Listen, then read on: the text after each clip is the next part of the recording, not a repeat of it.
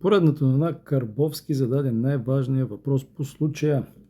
Журналистът продължава активно да коментира трагедията, разтърся цяла България. Вижте, аз не съм фен на Карбовски.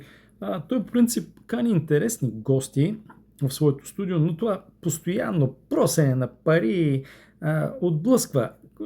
Който иска да дари средства, той ще дари.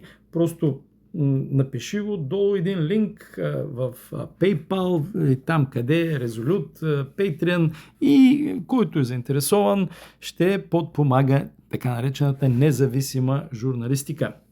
И той задава въпроса: защо са там децата? Това пита журналистът Мартин Карбовски по случая Петрохан.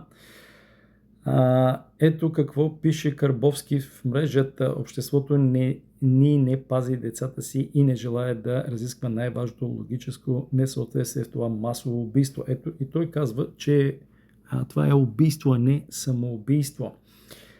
Означение само един факт: горе е имало деца, тези деца не са само две. Въпросът е там ли им е мястото.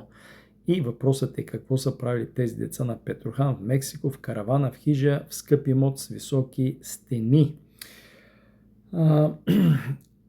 Аз в този случай съм напълно съгласен с него, защото това е един много резонен въпрос.